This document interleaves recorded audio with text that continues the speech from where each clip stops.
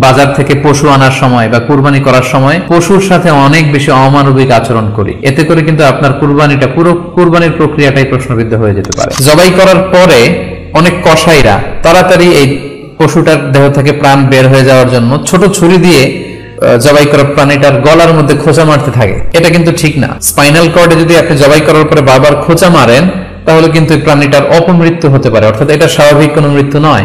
আমাদের বাংলাদেশের অনেক জেলায় আমরা হিন্দু মুসলমান একসাথে থাকি। আমার কাছে নিউজ এসেছে যে অনেক জায়গায় অনেকে হিন্দুদের মন্দিরের সামনে কুরবানির গরু জবাই করে। এটা ঠিক না।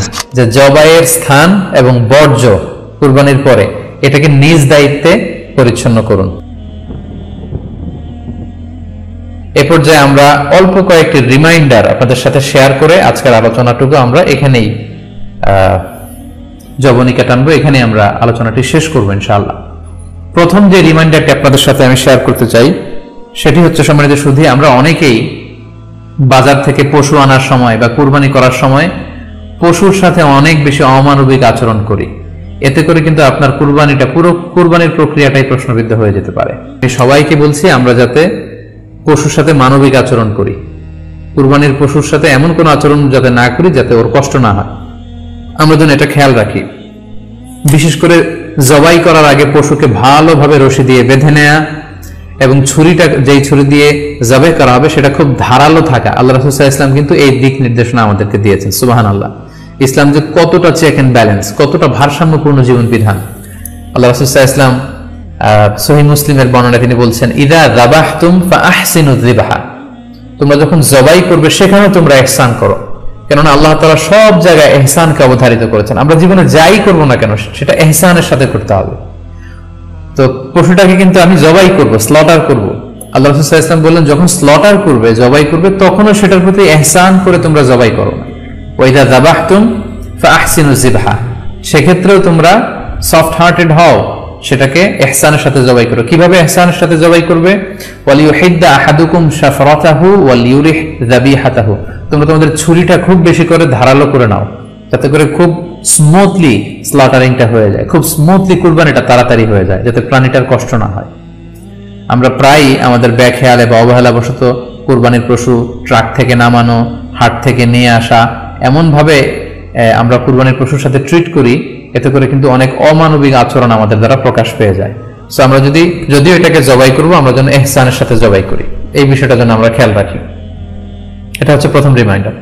দ্বিতীয় রিমাইন্ডার হচ্ছে, আমাদের দেশে প্রায় এটা ঘটে, জবাই করার পরে অনেক কসাইরা তাড়াতাড়ি এই পশুটার দেহ থেকে প্রাণ বের হয়ে যাওয়ার জন্য ছোট ছুরি দিয়ে জবাই করা প্রাণীটার গলার মধ্যে খোঁচা মারতে থাকে, গলায় বারবার খোঁচা মারতে থাকে। এটা কিন্তু ঠিক না। স্পাইনাল কর্ডে যদি আপনি জবাই করার পরে বারবার খোঁচা মারেন তাহলে কিন্তু প্রাণীটার অপমৃত্যু হতে পারে, অর্থাৎ এটা স্বাভাবিক কোনো মৃত্যু নয়। স্বাভাবিক মৃত্যু হচ্ছে জবাই করে দেয়া, এবং ইসলাম এটাকে আমাদের জন্য বৈধ করেছেন। আমরা জানি যে পাশ্চাত্যে গরুর মাথায় বুলেট মারা হয়, অথবা ইলেকট্রিক্যাল শক দিয়ে ওটাকে হত্যা করা হয়, অথবা ভারী কোনো লোহার হাতুড়ি দিয়ে গরুর মাথায় আঘাত করে সেটাকে মারা হয়। কিন্তু ইসলাম এগুলোকে নিষেধ করেছে। ইসলামের বিধান হচ্ছে স্লটারিং করা, আপনি জবাই করে দিবেন। সেক্ষেত্রে আমার মনে হয় 10 থেকে 15 মিনিট যদি আমরা একটু ওয়েট করি, গরুর দেহ থেকে সবগুলো রক্ত কিন্তু বের হয়ে যাবে, ফলে এটার গোশতটা উপা দেওয়া হবে আমাদের জন্য।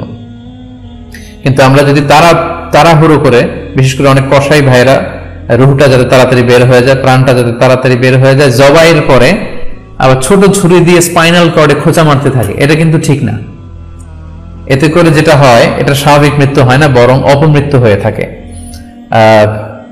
আমরা যখন কুরবানি করি তখন প্রাণীটার শ্বাসনালী এবং কণ্ঠনালী কেটে যায়, এবং তারপরে রক্তনালী, যেটাকে ইংরেজিতে বলে জুগুলার ভেইন, এই জুগুলার ভেইনটা যখন কেটে যায় তখন কিন্তু প্রাণীটা আর ব্যথা পায় না। গবেষণায় দেখা গিয়েছে যে যদি আমরা দেখি যে প্রাণীটা খুব ছটফট করে, লাফালাফি করে, আসলে সে ব্যথা পায় না। জুগুলার ভেইন যখন কেটে ফেলে তখন ব্রেইন তাকে স্পাইনাল কর্ডের মাধ্যমে হার্টে সিগন্যাল দেয় আরো বেশি পাম্প করার জন্য, আরো বেশি রক্ত পাঠানোর জন্য।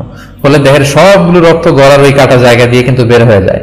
কিন্তু ওই মুহূর্তে আপনি যখন ছোট ছুরি নিয়ে এটা স্পাইনাল কর্ডে খোঁচাখুচি করতে শুরু করেন তখন কিন্তু এটা অপমৃত্যু ঘটে, এটা স্ট্রোক হতে পারে, এটা হার্ট অ্যাটাক করে মারা যেতে পারে। তাহলে সেটা কিন্তু স্বাভাবিকভাবে জবাইয়ের মধ্য দিয়ে মৃত্যুবরণ করলো না, বরং হার্ট অ্যাটাক করে বা স্ট্রোক করে সেটা মারা গেল। তখন কিন্তু আপনার কুরবানিটা প্রশ্নবিদ্ধ হয়ে যেতে পারে।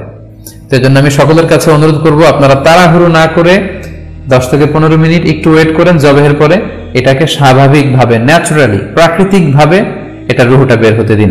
তা না হলে আমাদের কুরবানি কিন্তু প্রশ্নবিদ্ধ হয়ে যেতে পারে। 3 নম্বর রিমাইন্ডার হচ্ছে, আমাদের বাংলাদেশের অনেক জেলায় আমরা হিন্দু মুসলমান একসাথে থাকি। আমার কাছে নিউজ এসেছে যে অনেক জায়গায় অনেকে হিন্দুদের মন্দিরের সামনে কুরবানির গরু জবাই করে। এটা ঠিক না, কারণ আমরা জানি যে ওরা এই গরুর পূজা করে থাকে। সো আমরা এমন কিছু করব না যেটা ওদেরকে খুব বেশি কষ্ট দিবে। সো অনেকে শুনেছি যে উস্কানিমূলক ভাবে তারা একটু দেখিয়ে দিতে চায় বা তাদের উপর প্রতিশোধ নিতে চায়, এরকম করে অনেক সময় হিন্দুদের বিভিন্ন গ্রামে মন্দিরের সামনে এই কুরবানির ব্যবস্থাপনা করা হয়। আমি বলবো যে আমরা এটা যাতে না করি। আমরা হিন্দুদের যে উপাসনালয় আছে, আমাদের হিন্দু ভাইদের উপাসনালয়গুলোকে স্কিপ করে এমন জায়গায় কুরবানি করব যাতে করে তাদের এই দৃশ্য দেখা না লাগে এবং তাদের ইবাদতগাহের সামনেও যাতে আমাদের এরকম পরিস্থিতি তৈরি করতে না হয়। আমরা যাতে সাম্প্রদায়িক সম্প্রীতি আমাদের ইবাদতের মধ্য দিয়ে বজায় রাখতে পারি এবং কোন ধরনের উস্কানিমূলক কর্মকাণ্ডে যেন আমরা কখনোই যুক্ত না হই। 4 নাম্বার এবং সবচাইতে গুরুত্বপূর্ণ পয়েন্ট হচ্ছে, জি খেয়াল করে শুনুন, আপনাকে বলছি, 4 নাম্বার পয়েন্ট হচ্ছে যে জবাইয়ের স্থান এবং বর্জ্য কুরবানির পরে এটাকে নিজ দায়িত্বে পরিচ্ছন্ন করুন।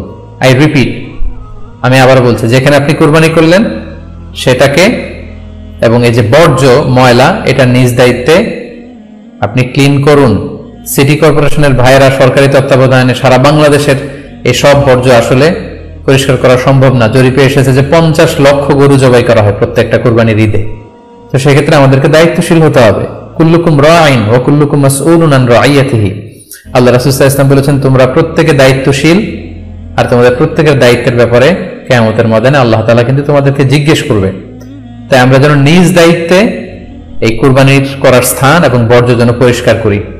ব্লিচিং পাউডার দিয়ে বেশি করে পানি মেরে আমরা যেন পরিষ্কার পরিচ্ছন্ন রাখি, কারণ আত-তুহুরু শাতরুল ঈমান, পরিষ্কার পরিচ্ছন্নতা এটা হচ্ছে ঈমানের অঙ্গ। এই বিষয়টা জানে আমরা খুব গুরুত্বের সাথে নেই এবং নিজ নিজ কুরবানি আমরা যেখানে দিলাম সেই জায়গাটা যেন আমরা পরিষ্কার করি। বিশেষ করে বিভিন্ন সংস্থা যারা অনেক অনেক কুরবানি করবেন, ভলান্টিয়ারলি বিভিন্ন কুরবানি করে কুরবানির গোশত বিতরণ করবেন, আপনারা এরকম ভলান্টিয়ারলি ক্লিনলিনেস ক্যাম্পেইন করতে হবে যাতে কোনো ধরনের রক্ত, ময়লা, বর্জ্য, আবর্জনা না থাকে।